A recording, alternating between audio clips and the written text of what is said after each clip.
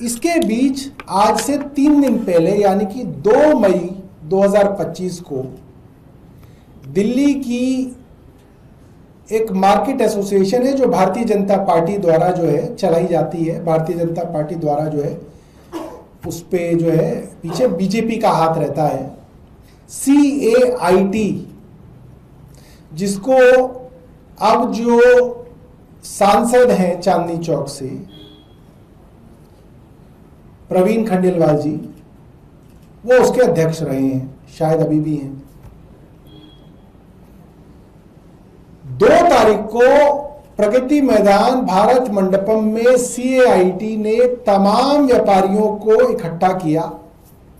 दिल्ली के सांसद वहां पे थे, खुद प्रवीण खंडेलवाल थे, रामवीर विधूड़ी जी थे, दिल्ली के दूसरे सांसद जो मंत्री हैं हर्ष मल्होत्रा वहां पे थे, दिल्ली की पूरी कैबिनेट के मंत्री वहां पे थे मोटे तौर पे, और दिल्ली की मुख्यमंत्री थी।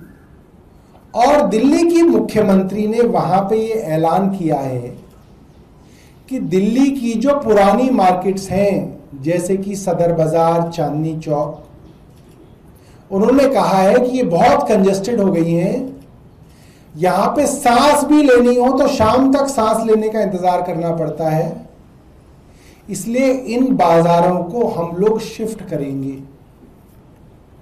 कहां करेंगे नहीं बताया है, मगर शिफ्ट करेंगे। और जब से उन्होंने ये बात कही है, दिल्ली के व्यापारियों में हड़कंप मचा हुआ है कि भाई ये कौन सा षड्यंत्र भारतीय जनता पार्टी दिल्ली के व्यापारियों के खिलाफ कर रही है। और अगर आप डॉट्स को मिला ले तो आपको समझ में आ जाता है 2022 से इस षड्यंत्र की शुरुआत हो गई। कुलदीप चहल कौन है?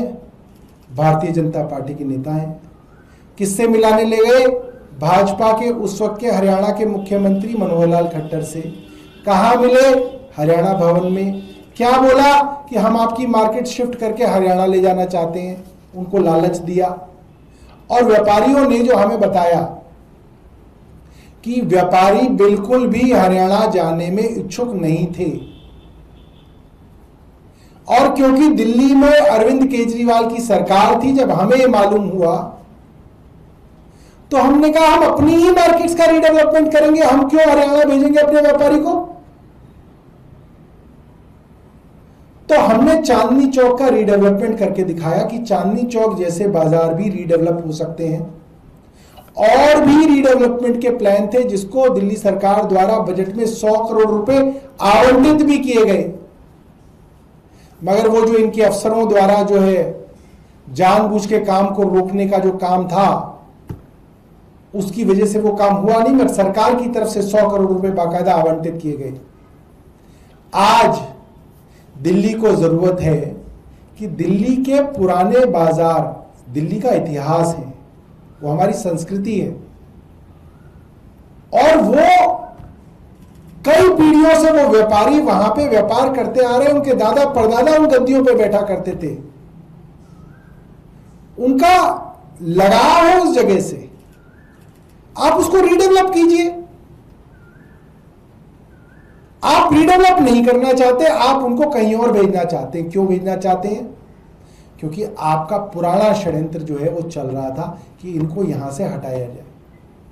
हम इसका पूरी तरीके से विरोध करते हैं, और हम बताना चाहते हैं रेखा गुप्ता जी, आपको दिल्ली के व्यापारी के बारे में कुछ नहीं पता, आपको कोई ज्ञान नहीं है।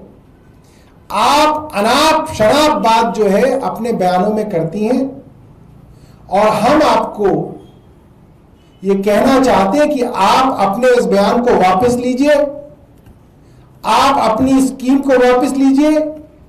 आम आदमी पार्टी दिल्ली के व्यापारियों के साथ खड़ी है, और हम आपको जबरदस्ती किसी को भी उसकी जगह से हटाने नहीं देंगे। आप सोचते हैं जहां जाए जो मन करे आप कर सकते हैं, ऐसा नहीं है। दिल्ली के अंदर आम आदमी पार्टी 43.5% वोट लेके भारतीय जनता पार्टी से 2% पीछे है, मगर उन 43.5% लोगों के लिए और उन लोगों के लिए जिन्होंने गलती से आपको वोट दे दी, उनके लिए हम लोग मैदान में हैं और आपको धक्काशाही हम लोग नहीं करने देंगे।